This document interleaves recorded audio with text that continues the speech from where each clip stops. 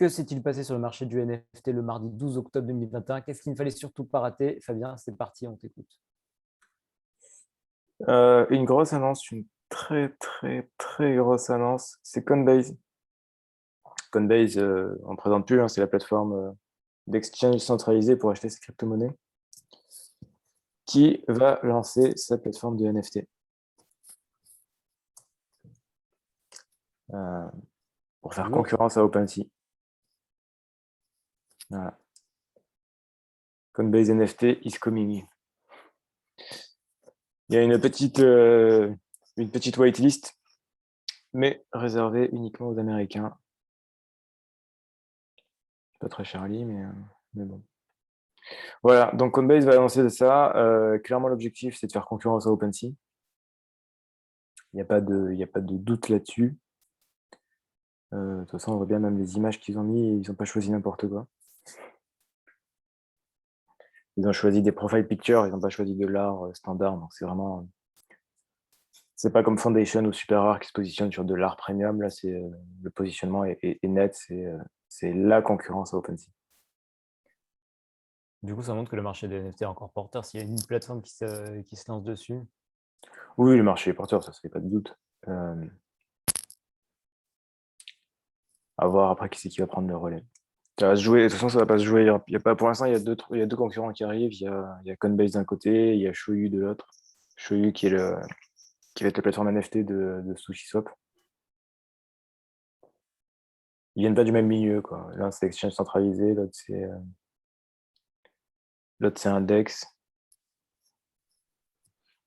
Moi, j'aurais plus tendance à penser que Shoyu va plus marcher, je pense, mais pour l'adoption massive mainstream, Coinbase, c'est mieux.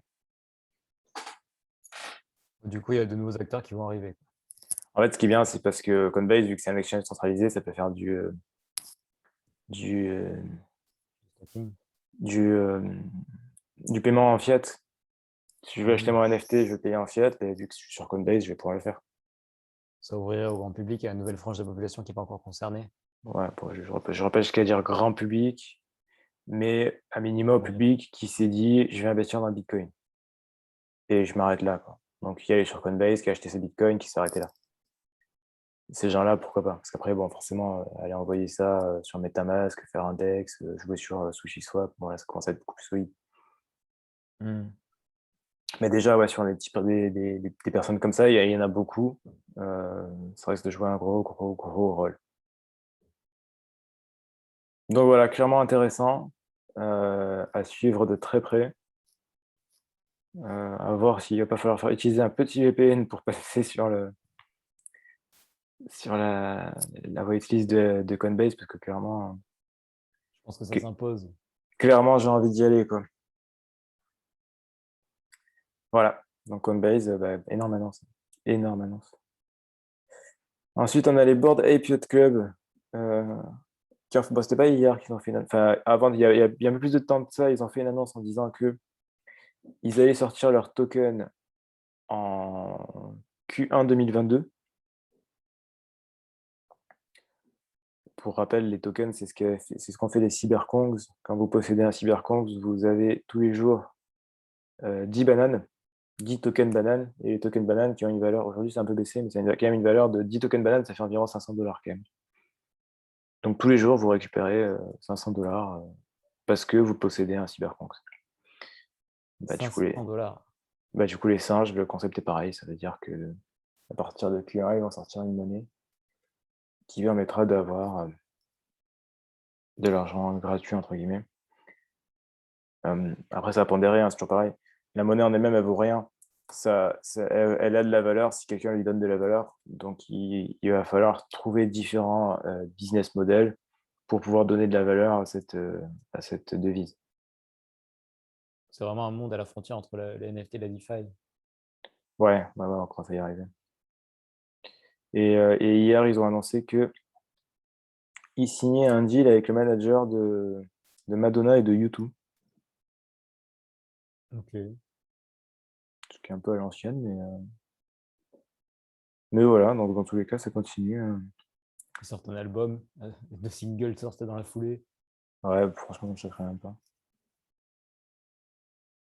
Ça Voilà. devient une marque, en fait. C'est vraiment un truc à part Ouais, entière. ouais, Yuga Labs, ça devient vraiment une marque, vraiment une grosse marque, hein. Même là, pour le token, normalement, tout le monde le sort d'un coup. Eux, ils ont dit, on s'est associé avec un cabinet d'avocats pour voir comment ça fonctionne. Parce que les NFT, c'est flou, même en France d'ailleurs, hein, si vous avez des NFT, il y a le Parlement est en train d'en discuter. On ne sait pas. Est-ce que c'est considéré comme de l'art et dans ces cas-là, c'est bien, mais une très bonne chose. Ou est-ce que c'est un cryptoactif comme un autre? Là, du coup, vous avez les taxes des crypto-monnaies. Dans tous les cas, le Parlement ne travaille pas à la même vitesse que les NFT, donc c'est pas André les chiens. Ouais, non, clairement, ouais, ce ne sera pas la même vitesse. Ça va prendre un peu des plombs pour être statué là-dessus. Ouais, voilà. Et ensuite, il y a Mekaverse qui a encore une fois retardé son reveal. Ils font patienter, ils font patienter. Du coup, j'ai pas regardé quel était le nouveau floor de Mekaverse, mais dernièrement, c'était à 6. Je sais pas si ça a descendu. C'est peut-être un petit peu descendu,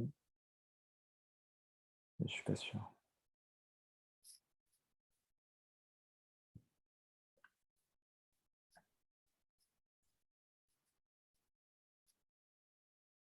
« 6,7, ça va bouger. Et à côté de ça, on a les Toads qui ont fait une chute massive. Mais alors là, pour le coup, massive. Ces petits trucs-là, CryptoToads, Cryptods. Ah, ils ont fait une belle remontée entre hier et la chute. Ils étaient montés à 10, ils ont fait une chute massive à 5, 6, et là, là, ils sont remontés. Du coup, il y avait plein de petits exemples de mains faibles qui avaient acheté à 10 et qui ont vendu à 6, 5, 6. Il y a des mecs qui ont racheté derrière. Et Et les mecs ah, ont racheté derrière, et voilà. C'est comme ça que ça fonctionne. ceux qui ont des couilles sont toujours récompensés. C'est comme dans la vraie vie, les NFT. Ouais, c'est pareil, ouais. Et en plus de ça, Cryptods fait partie de ces NFT qui récupèrent où il y a des jetons, tout ça, donc il y a de l'argent. C'est un modèle DeFi aussi. Ouais. Donc voilà. Donc, faut pas avoir peur, hein. Enfin, si on joue sur des montants aussi élevés, surtout que si vous balancez 10 Ethers, c'est pas pour revendre à 6 Ethers le lendemain, quoi. Comme disent les Russes, ceux qui prennent pas de risques, ceux qui prennent des risques, ceux qui ne prennent pas de risques ne boivent pas de champagne. À vous de voir. Voilà, on voit bien la montée, là, ça se voit bien on voit bien la montée et puis la chute derrière. Voilà, ça commence à remonter. Ça a monté en moyenne ici, il y avait une moyenne à 21 Ethers. Sans vente, moyenne à 21 Ethers. Et ça rechute. Alors qu'au démarrage, c'était une misère. Bizarre, 0,7 quand même. C'est marrant, hein. Ça, c'est, pour le coup, ça, c'est original de voir ça. Euh, Ça me paraît incroyable.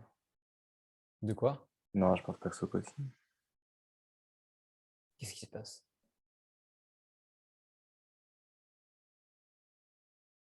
Non, c'est Audacity qui a changé. Ah, quoique, non, c'est pas ça, hein. Ouais, il y a un truc très chelou, là. C'est-à-dire, c'est passé quoi? Détail tes pensées pour nos collègues qui nous regardent. Non, il y a un truc très bizarre, là, que je vois. Il y a une quantité de ventes qui sont monstrueuses, là. 15 secondes, 16 secondes, 17 secondes, 18 secondes. Enfin, le nombre de ventes est monstrueux. C'est même C'est plutôt les robots, délirant. peut-être? Et en plus de ça, elles sont toutes en vrai Ether. Donc, c'est des offres spontanées. Tu veux dire Donc, qu'il y il a y a, peut-être il y a- une il y a- il y a- tension il y a- il y a un peu de manipulation de marché quelque part, là. Il y a des trucs chelous, hein, qui se passent, hein. C'est Ah pour oui, non, d'accord. arnaquer. Non, non, j'ai compris. Non, non, ça va. Non, c'est pas quelque chose de si choquant que ça. En fait, c'est des robots qui sont en train d'envoyer toutes les offres ici, hein. C'est parce qu'OpenSea a changé son modèle, ça a perturbé. L'activité, c'est pas les ventes ici, c'est tout. Ok, bon, en tout cas, c'est bien redescendu et c'est remonté derrière. Ouais. Comment t'expliques cette baisse?